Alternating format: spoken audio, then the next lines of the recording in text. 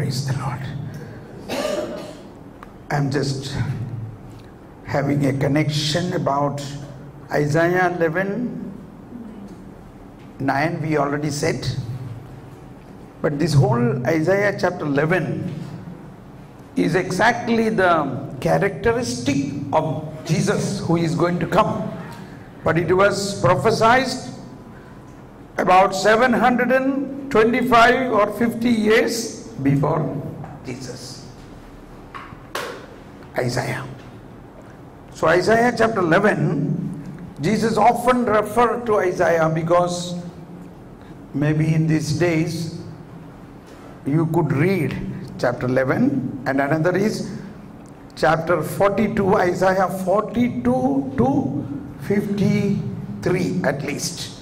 These are the servant songs.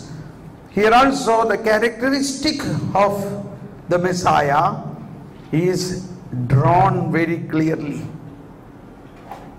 So this is what, although it was drawn clearly in the Old Testament, although the prophets proclaimed this, although the scholars of the law have learned this, but they did not understood. We are not blaming them. This is a mystery about the salvation history. Say that, mystery about the salvation history.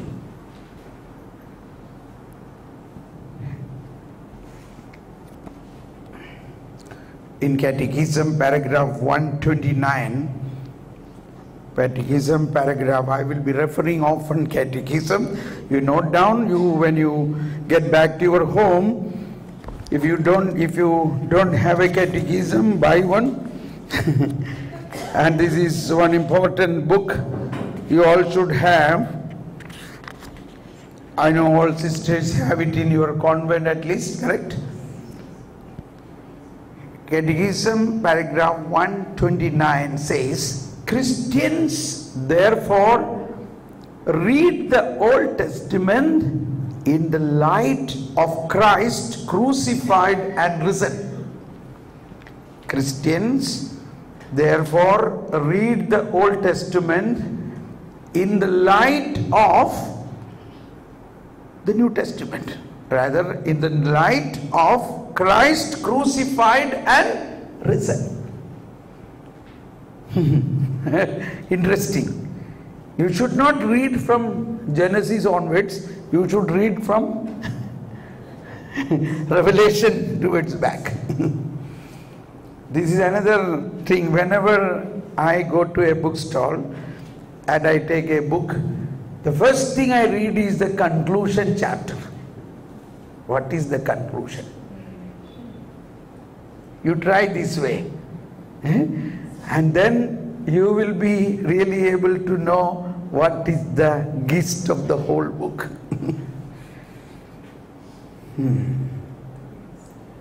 Okay, so this is in the spiritual aspect, in the spiritual way.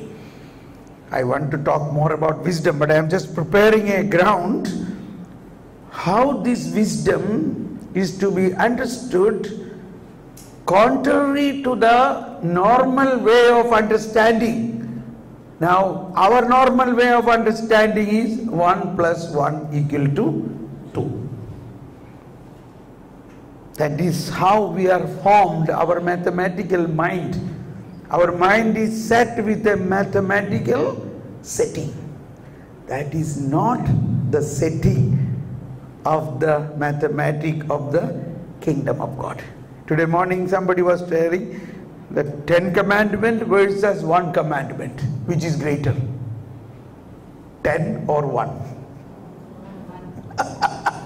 You see this mathematics? So I just thought, wow. The same thing Jesus said, kingdom of God is like a man had 100 sheep, but one he lost. He left 99 good sheep and went in search of 1 sheep. So which is greater, 1 or 99?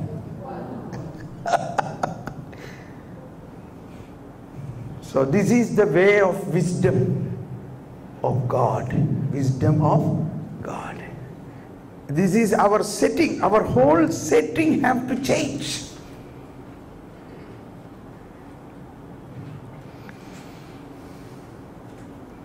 Particularly this time of the world, we are commercialistic, consumeristic world.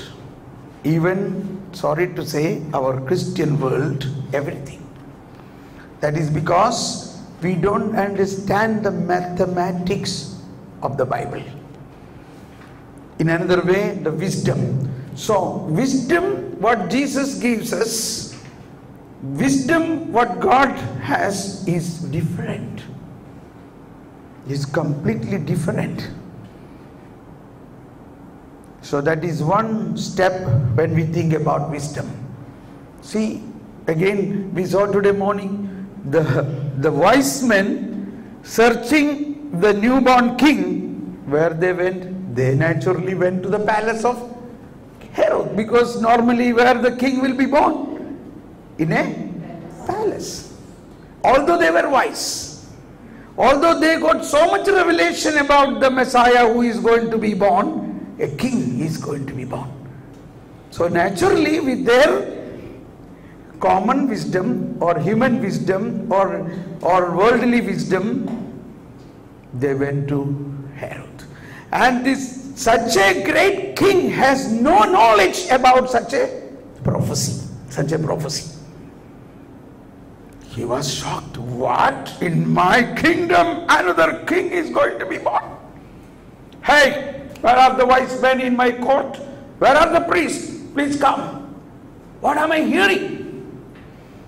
The priest and the prophets and the wise men. Yes, Lord, it is written.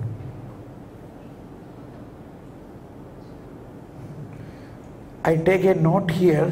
So even those priests and the wise men in the court of Herod had faith in what is written will be fulfilled.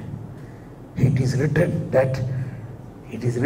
a king will be born, a father, oh Bethlehem, that prophecy.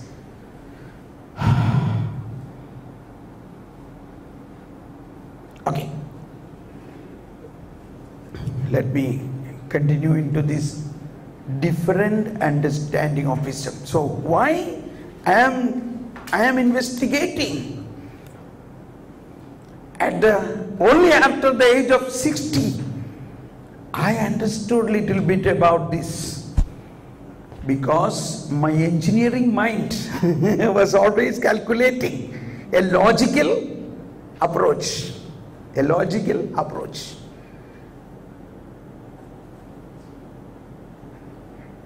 But the divine wisdom, I don't say it is illogical, it is beyond our logical approach. It is mysterious, it is mystical, it is beyond human perceptions. So a king is not born in a palace, instead not even in a home. How can that a wisdom? Not even in a home. You who are working in Northeast, you might see many such small places like a cowshed where human beings are living, correct? I tell you, this is my heart. I am always interested to go to Northeast or North India because I would say this is the power center of India. Because of the amount of poverty, the people who enjoy that poverty, there are many people who live in the poverty enjoying it. Of course, we should care for them, we should help them, but we should not undermine their poverty. We should not we should not reject their poverty.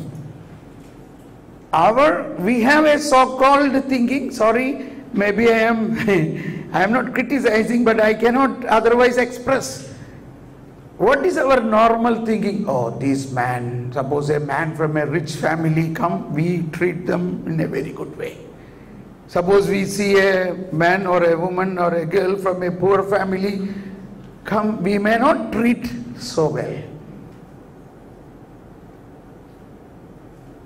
It is because of a lack of wisdom. We think external visible things as something very big. Suppose we propose a marriage, we first ask, we first consider what is his work, how much salary he got, how much land and property he has. We never try to think what is his soul, how he is spiritual, what is his capacity of knowledge about God. I mean, this I am just explaining to understand or to pray for what is this wisdom means. This wisdom is contrary to all what we are now understanding, entertaining, practicing.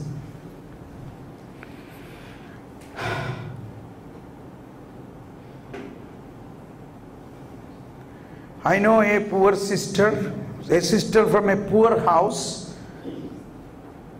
was telling when her mother came to the general aid, she was not treated well because she was poor. Another side, another sister from a rich family, her parents came, they were treated very good. I mean, this is not only for sisters, it is in everybody's life. Okay, so we must know the wisdom in the poverty. Wisdom in the poverty. Now, why the Pope was the new Pope? When he was chosen, what has he done first? He who belonged to Jesuit congregation, of course, his heart is surely Jesuit, means real Jesus. But he got inspired. What was the inspiration? To go to Assisi. Take the name of that poor man. The poor man, he was not even a priest. Who is that poor man? Francis Assisi. Was he a priest? No. A layman, a lay brother. But he changed the whole world. He was known as Second Christ. He was inspired to take that wisdom of Pope of Francis, and incidentally nobody has taken his name as a pope so far. Francis' name was vacant, so here became Francis I. Okay, Francis I, and it is not a diplomatic way. He is living in that. He left Pope Palace and began to live like a ordinary bishop or a priest. He left his Pope mobile and began to drive like a normal car. Now recently we heard he went to the spectacle shop himself to measure his glasses and take the spectacle. King Constantine was the man who made, because of the reasons, that was also inspired, but so we become a kingly congregation, that is Christianity. Maybe we have to change the battery of this. You can give me a mic with the cable, that may be better.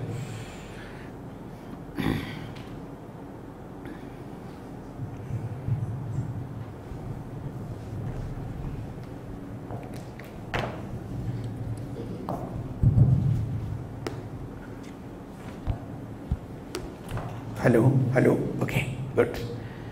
So, all this I say, this is going to be the future of the church. This is going to be the future of the church. This is going to be coming back to the biblical reality of our faith. And more than that, what I want to give you a click, that everything what we have been thinking, even in the church of Jesus Christ, in a materialistic way, has to be changed to a spiritual way, in a spiritual wisdom. Everything. Just these examples I said for that. With that desire, we should ask for the wisdom of God. When the wisdom comes into us, lot of changes will happen in us. And you will have courage to do that. Okay, that is one side. Now let me compare or connect this Isaiah 11 with Jesus in one sentence of Jesus. In Luke chapter 9, Matthew chapter 10, all these are the chapters of sending the apostles. The first sending, he sent them. He told them, I am sending you in the land of wolf like a lamb. Say everybody, I am sending you in the land of wolf like a lamb. Again, contradiction, a different mathematics, correct? But be prudent like a serpent and be simple like a dove. This is the first setting. He used the symbols of four creatures: wolf, lamb. Is there any comparison? Serpent and dove. Imagine, suppose somebody sent suppose the lamb go to wolf, what the wolf will do? Wolf will eat the lamb, because by nature God has created wolf with a very good appetite for lamb meat. Correct? A non-vegetarian. Whereas lamb is a vegetarian, only eating grass and some leaf and things like that. So what is the meaning? I am sending you to the land of wolf like a lamb. What is the meaning? So this is all our vocation. And I am sure all of you might have encountered a wolf in your apostolate. In family we often encounter this. Only don't ask who is wolf and lamb. Sometimes we change the positions. Sometimes wife will say, you are a wolf. Sometimes husband will say, see, now you know who is the wolf. But anyway, this is a reality of Christian life. Wolf and lamb. So to be understood, God himself created this wolf and lamb, but completely different nature. Different nature. These are the two extreme natures, wolf and lamb. But Jesus said, I am sending you. Now what is our task? Task is, you lamb should conquer the wolf. How? Be prudent. Now this is what I want to connect with Isaiah 11. Isaiah chapter 11, 6, 8. That is Isaiah 11, 2, 3 says that the Spirit of the Lord is upon him. Spirit of wisdom, knowledge, understanding. Shall we open Isaiah 11?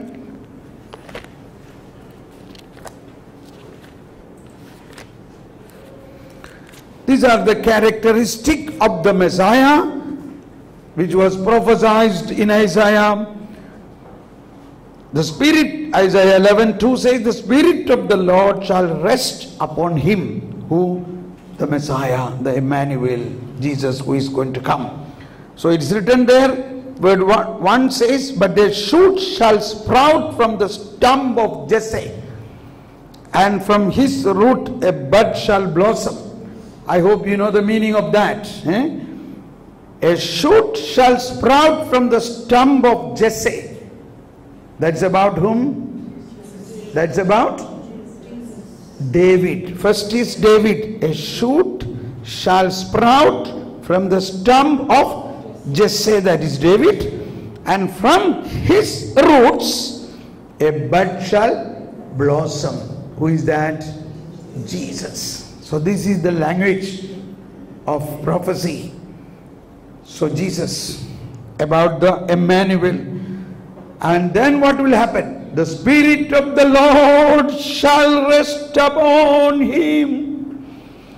A spirit of wisdom and of understanding. A spirit of counsel and of strength. A spirit of knowledge and fear of the Lord. And his delight shall be the fear of the Lord. This is the governing characteristic of the Messiah. Have you seen similar word anywhere in the Bible? Luke is a prophecy is recorded, you know.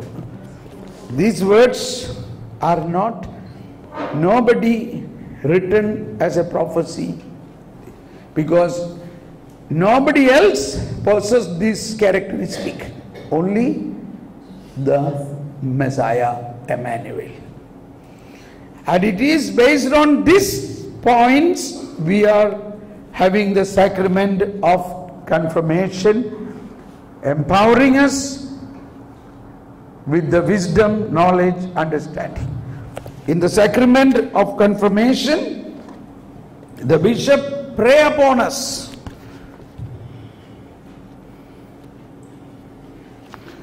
I think somewhere 300, no, 200.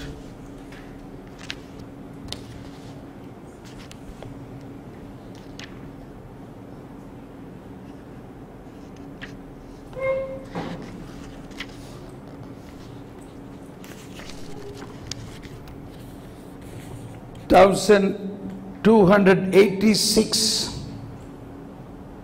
In the Old Testament, the prophets announced that the Spirit of the Lord would rest on the hoped for Messiah for his saving mission.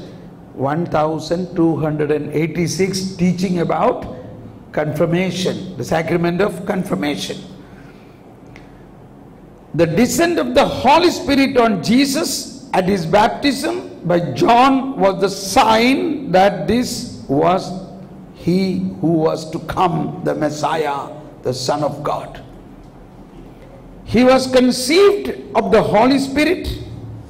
His whole life and his whole mission are carried out in total communion with the Holy Spirit, whom the Father gave him without measure. The fullness of the Spirit, note this word, okay? The fullness of the Spirit was not to remain uniquely the Messiah's, but has to be communicated to the whole Messianic people. You understood that? The fullness of the Spirit which was given upon Jesus was not only to remain in Jesus, but to be transmitted to whom? To the whole people of God.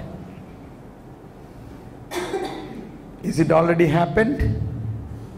Is it already happened or not? Yes or no? Yes. Yes. This is what we have to believe now. It is happened and I have received it. You have received it. How is that? In Roman rite, the bishop extends his hands over the whole group of confirmandees confirmants, since the time of the apostles, this gesture has signified the gift of the Holy Spirit. The bishop invokes the outpouring of the Spirit in these words. All-powerful God, Father of our Lord Jesus Christ, by water and the Holy Spirit, you freed your sons and daughters from sins and gave them new life.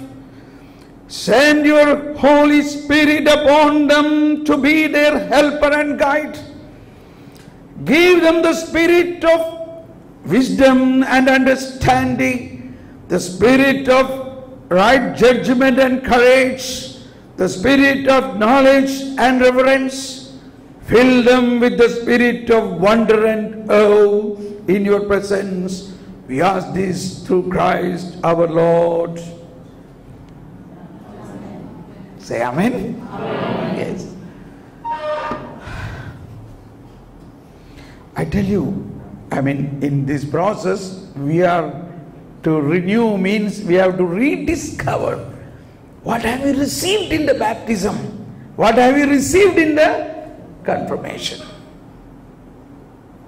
I consider it like this. Suppose on our birthday, we got a big box full of many gifts. But often we have no time even to open it. This is, some people say, oh, I was so busy. Yesterday was my birthday. The party went so long. So many gifts came. It's all there. Now, early morning, I have to go for my work. Now, only at the weekend, I may be able to open the gifts. Yes or no? Such busy we are. So also, the gifts we have received in our baptism and confirmation, all that's full of that bag, it is still there. We have to open it. Those gifts are supposed to be, no. See, what is this gift? It is coming from Japan. So things like that, strange things are there. Very mysterious things. No eye have seen. No mind could ever understand. You understand this language? Correct? Such gifts are already given to us. But it is quite correct that we must know this as we grow in our biological growth. It is called biography. Biography means our biological growth. So to say, we have a gift of marriage in the baptism, yes or no? But when should I understand this? I don't have to understand that gift at the age of 5. I don't have to understand that gift at the age of 10. But at least from the age of 15, I have to understand what is the gift of sacrament of marriage. What is the gift of becoming a father or a mother.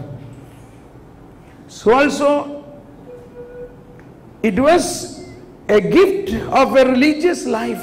A charism of a religious life was in the baptism. As St. Paul says, and Bible says I have called you when you were in your mother's womb. It is also true for every sister, of course every man.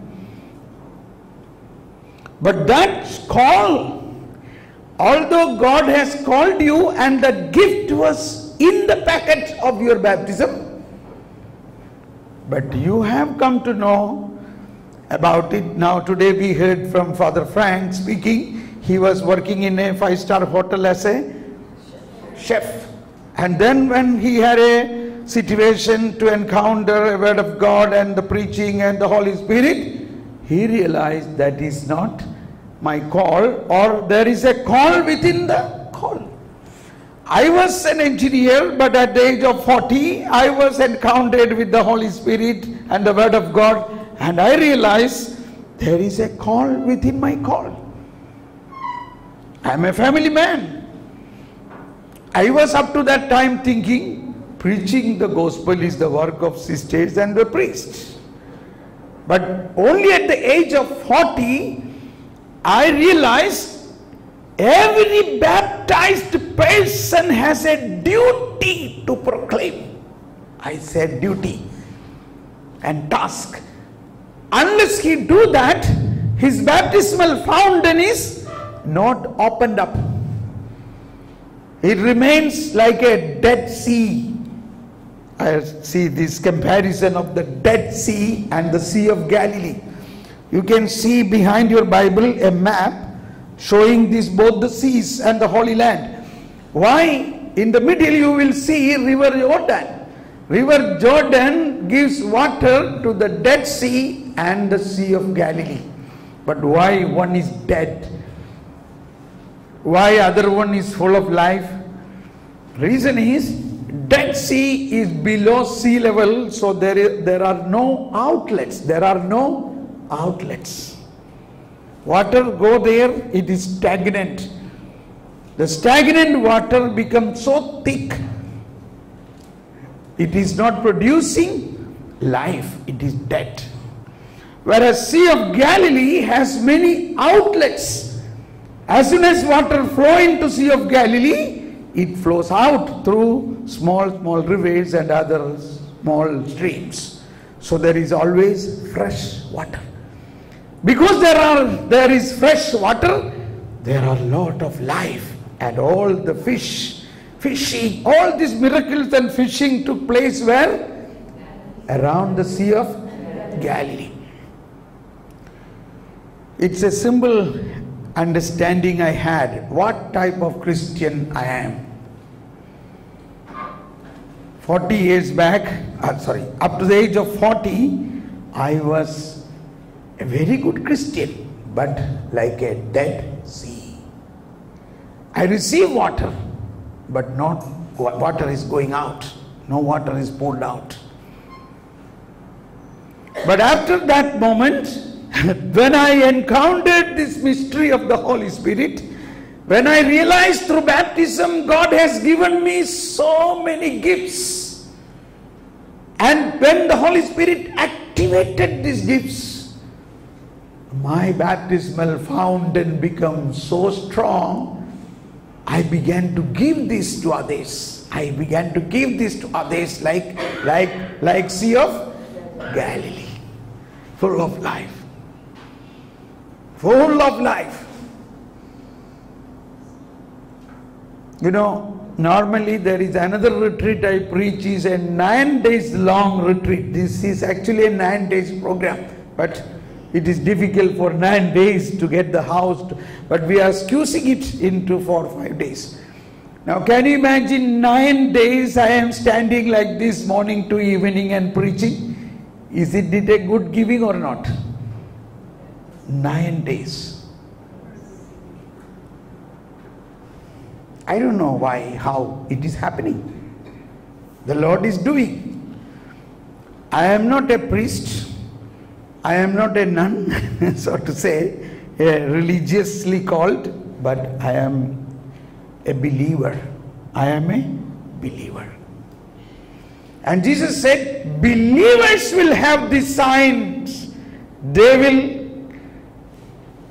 cast out demons, heal the sick, raise the dead, and cleanse the leper. Mark chapter 16 is that word, but I am so fascinated to say this word from Matthew 10:8. Matthew 10:8. Matthew 10:8 says, can you all read that? Matthew chapter 10:8. He sent them with this authority. How he sent them? Matthew 10:8. Read louder. Sit. Heal the sick, bring the dead back to life. Heal those who suffer from red skin diseases, and drive out demons. We have received without pay, so give without bill. Yes, give what you received freely. Give to others what you received freely. What is that? Heal the sick, raise the dead. No. Cast out demons. How is the order? Heal the sick, raise the dead, cleanse the leper, cast out demons. Come on, take this as a slogan. Slogan is this. Everybody louder.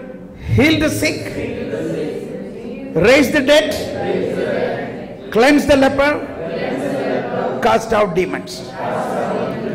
It's good that you stand up for a moment to be more free. Keep your books down on the chair. Take your both hands and okay, ready? Right hand. Heal the sick. Raise the dead. Cast out. No. Cleanse the leper. Cast out demons. Heal the sick. Raise the dead. Cleanse the leper. Cast out demons. Heal the sick. Raise the dead. Cleanse the leper. Cast out demons. Come on, now you say it freely, loudly, fast. Heal the sick. Raise the dead. Cast out. Heal the sick. Cleanse the leper. Cast out demons. Heal the sick. Raise the dead. Cleanse the leper. Cast out demons. Heal the sick. Raise the dead. More faster. Heal the sick. Cleanse the leper. Cast out. Heal the sick. Raise the dead.